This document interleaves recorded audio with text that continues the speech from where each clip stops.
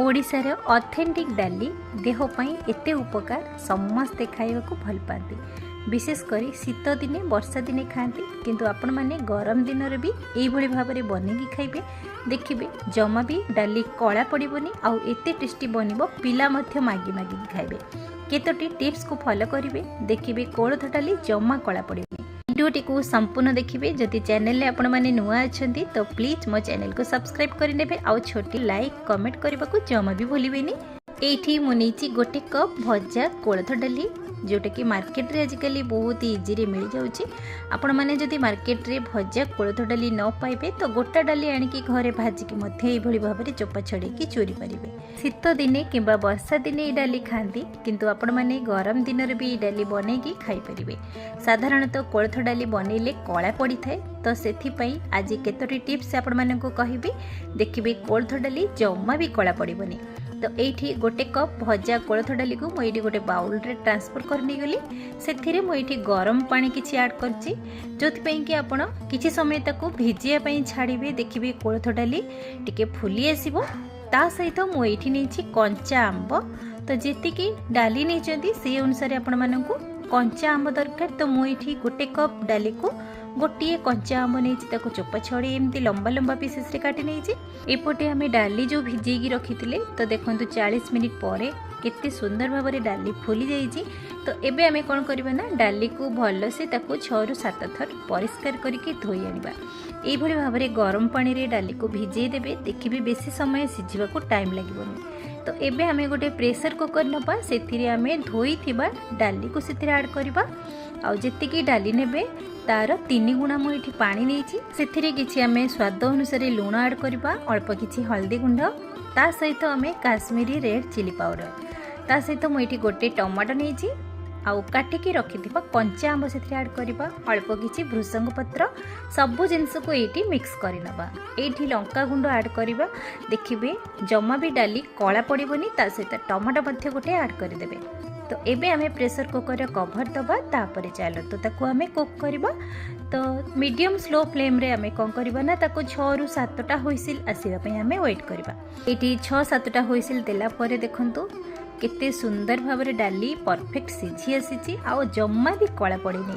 तो एबे आमे कोन करबा ना जो कंचा आंब आमे सेथरे ऐड करथिले तो ताको एबे आमे गोटे बाउल को काढी नबा। डाली हमर परफेक्ट सिझी आ कलर भी बहुत बढ़िया आसी। तो एबे आमे डाली को भल से चकटी नबा। तो आंबुल भी आपण ऐड करि परिबे। जदि कंचा आंब नाही तो आपण माने आंबुल मध्य देई परिबे। एमिति कि छोट पिला मध्य ए डाली खांतिनी किंतु आपण एई भली भाव में बनेबे। देखिबे छोट पिला जमा भी जानि भी परिबेनी आपण कोलथ डाली बनेइचंती बोली। डाली हमर परफेक्ट बनिची। आपण माने जदि गोटा गोटा डाली खाइबा को चाहुचंती ताहाले आपण जमा भी डाली को जकटिबेनी। तो एबे चलंतु आमे छुंक लगेबा। सेथि पई गोटे पैन गरम करबा। सेथिरे 3 चम्मच कंचा सोरिष तेल ऐड करिची। ता सहित मु एठी किछि पंच फुटण नेइची, सुखिला लंका सेथिरे ऐड करबा, अल्प किछि बेबी पियाज सेथिरे ऐड करबा। देखिए बहुत ही बढ़िया टेस्ट आसीबो। आउ सोरिष तेलर छुंक लगेबे तार बास्ना टेस्ट बहुत ही बढ़िया आसीबो। अल्प किछि रसुण छेचा सेथिरे ऐड करिके भल से ताको मिक्स करबा। 1 मिनिट पर्यंत ताको टिके भाजी नबा। एथिरे आपण चाहिए किछि भृसंग पत्र मध्य ऐड करि परिबे किंतु मु जेहेतु डाली सिझेला बेले भृसंग पत्र किछि ऐड करिथिली तो मु एठी किछि भी भृसंग पत्र ऐड करूनी।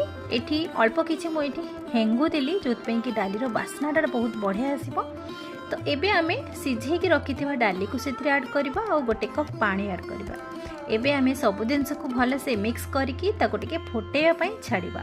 एठी देखंतु तार कलर केमती आछि केही कहिबिनी आपण कोलथ डाली बनेइचंदी बोली। तो कंचा आंब जो आमे काढी रखी देइथिले तो एबे आमे सेही कंचा आंब को सेथिरे ऐड कर देबा। देखंतु कितने सुंदर भाव में बनी जाइए ना कोलथ डाली। आपण चाहिए पतला भी करि परिबे किंबा टिके मोटा भी रखि परिबे। एई डाली देह पई एते हेल्दी समस्ते खाइबा को पसंद करंती। पेटर जदि किछि प्रॉब्लम हेइ थाए तो एई डाली खाइले देह भल हो जाए। तो एबे हमर डाली फुटी आसलानी। ए स्टेज रे आपण चाहिए आपण किछि चीनी मध्य ऐड करि परिबे किंतु मैं चीनी ऐड करूनी तो ऑप्शनल अछि।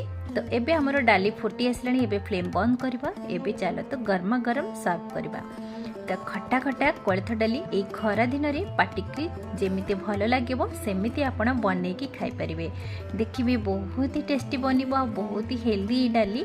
तो पिला माननकु भी एमती बनईकी देबे कहीं पिला माने तो आजिकली तो ट्रेडिशनल जिनस को एते पसंद भी करूना तो आपण मैंने ये भाव में बनईकी दिंतु ना देखिए समस्ते पसंद करेंगे आउ कलर भी देखा एते सुंदर भी जमा भी खाइबा को कहीं मना करेंगे। ये भाव में बनातु निजे खातु समस्त को खुआतु देखिए समस्ते पसंद करेंगे आउ टेस्ट भी एते बढ़िया आसो कहीं भी जानीपर कोलथ डाली केमिति लागिला आज रेसिपी आपण मानकु जदि पसंद आसिला तो बिंदुरोसेई चैनल को सब्सक्राइब करिनेबे ता सहित छोटिया लाइक कमेंट करने को जमा भी भूलिबेनी।